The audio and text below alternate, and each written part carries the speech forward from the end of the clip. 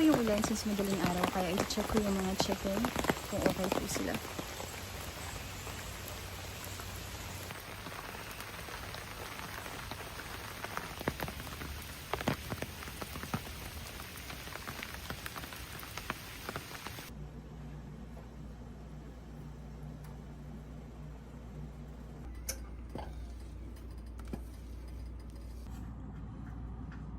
Ibe-bake ko na lang siya mamaya. And ito po yung lumpia na ginawa ko na lumpia. So, pipirituhin ko na lang po siya mamaya. So, this is kale, tomato, at saka onion, and then cucumber.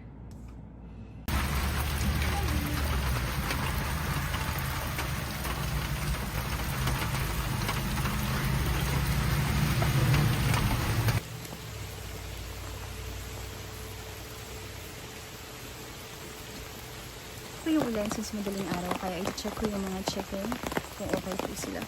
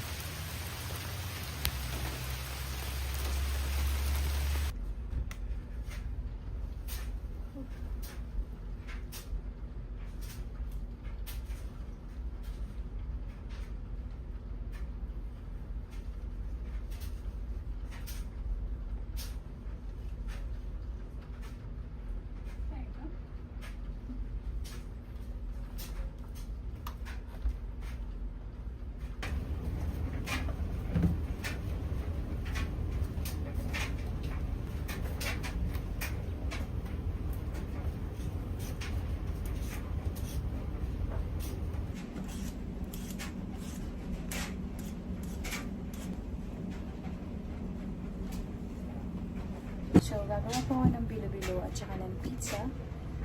And, ang gagamitin ko lang sa bilo-bilo is ito, kasi wala na po akong banana. So, gagawin ko na yung dough bago ko ito hiwain. Pero, isasalang ko po muna yung coconut milk.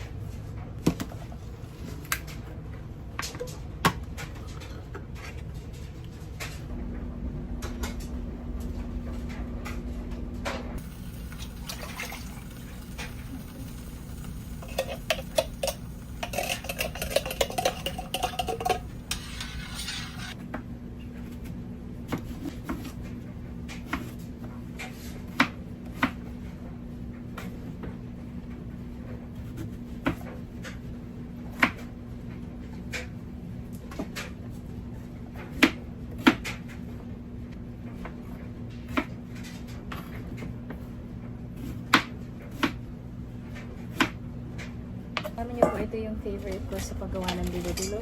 Yung bilo-bilo mismo. Ginagawa ko siya ever since nung bata pa ako. Tumutulong ako sa tita ko o kaya kay mama pag gumagawa sila. And ito yung pinaka-favorite part ko. Yung malagkit talaga.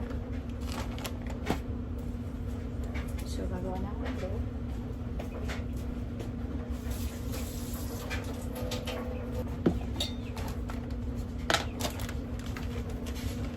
Alam niyo, pag nagluluto po ako, hindi ako mahilig magsukat. Tinatansya ko lang. Ay! Po kasi ako na ganun. Basta dadalian ako.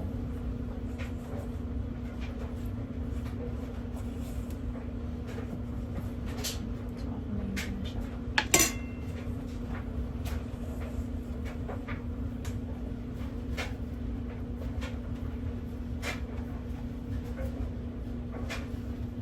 So, hahatiin ko siya. Yung kalahati lalagyan ko ng food coloring. Then yung kalahati white lang.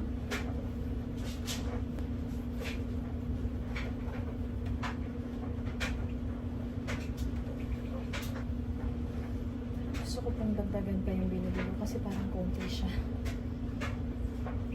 Alam ko magugustuhan to ni Austin kasi hindi siya masyadong mahilig sa malagkit kasi yung texture. Masasarapan siya pero yung texture lang yung problema. Kaya feeling ko kulang pa to. Ilalagay ko na to para lumambot siya agad.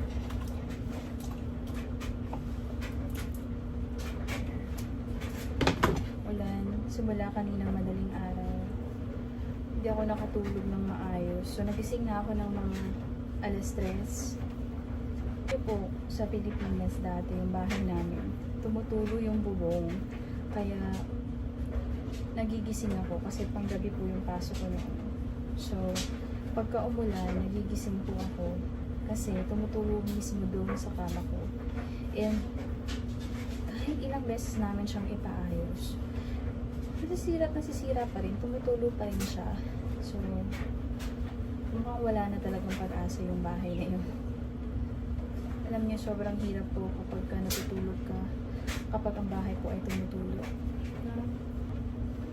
Kaya sobrang blessing po kahit na hindi tayo mayaman, meron tayong bahay na masisilungan. Sobrang importante po yun.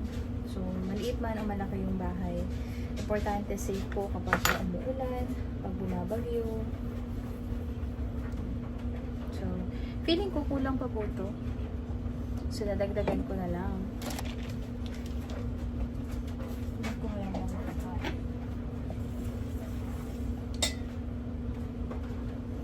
Separate ako ng kaunti. Kasi gagamitin ko ito mo pangkalapot namin.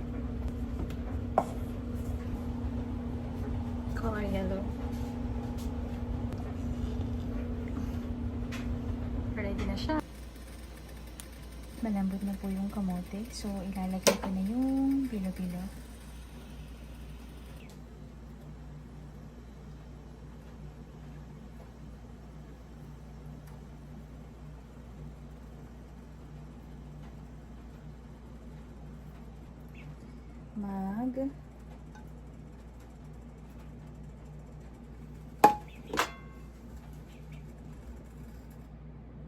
Yung sineparate ko kanina na glutinous rice, glutinous flour.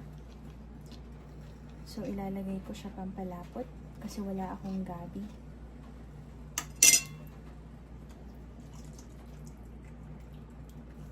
And then, pakukuluan ko na lang siya.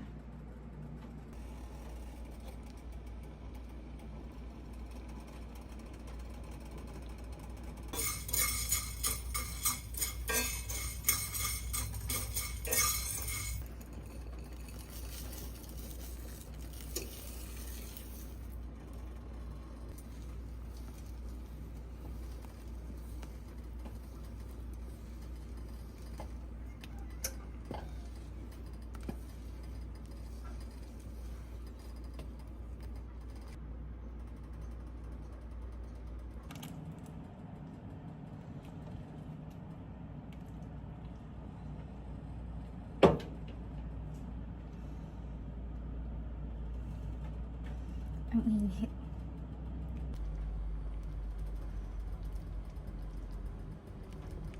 So, ginawa ko na po yung dough kanina. Pizza dough. Pre-bake lang to. And then, yung toppings na ginawa ko is barbecue chicken. Ganito yung chicken na binibili namin sa Food Lion. Ano lang to? Actually, nakasale to nung nabili namin. $3.98. So, 3 piraso siya na legs and ano ba yun tawag doon? Pizza po ata tawag doon. So, hinati ko na lang. So, hiniwa-hiwa ko siya ng maliliit. And then, yung iba, ginawa ko pong lumpia. And then, yung iba para dito sa pizza. Ano po yung pizza toppings? Ilalagay ko na lang siya. Roasted garlic pasta sauce para sa pizza.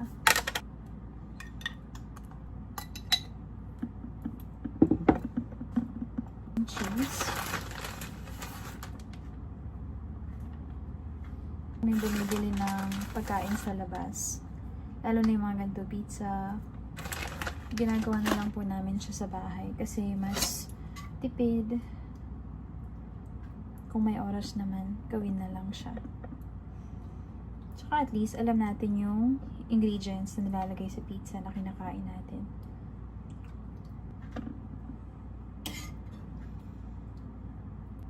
Ako po personally, hindi ako masyadong mahilig sa pizza. Pero si hubby, gustong-gusto niya yan. So, mag-add po tayo ng cheese pa. Wala na kasi akong mozzarella. So, short cheddar yung nilalagay. Kasi ito na lang yung meron sa bahay. Alam niyo po, pagka nagluluto ako, ginagamit ko na lang yung mga, meron ako mga inspiration na pagkain, pero kadalasan wala ako ng ingredients. So, ginagamit ko na lang kung ano po yung meron sa bahay. Pizza. Ibe-bake ko na lang siya mamaya.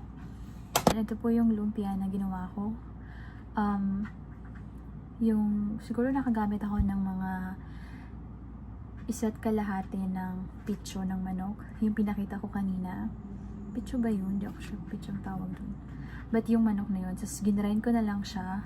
Gumamit ako ng processor. So nakagawa ako ng 1, 2, 3, 4, 5, 6, 7, 8, 9, 10, 11, 12, 13, 14, 15 na lumpia. So pipirituhin ko na lang po siya mamaya. Gumawa rin po pala ako ng salad. So this is kale, tomato, at saka onion, and then cucumber. Yung tomato po, galing yan sa father-in-law ko, sa garden niya, kahapon. And then yung cucumber, galing yan sa backyard. Kale, binili namin sa Asian store. Tapos, nilagyan ko po ng Italian dressing.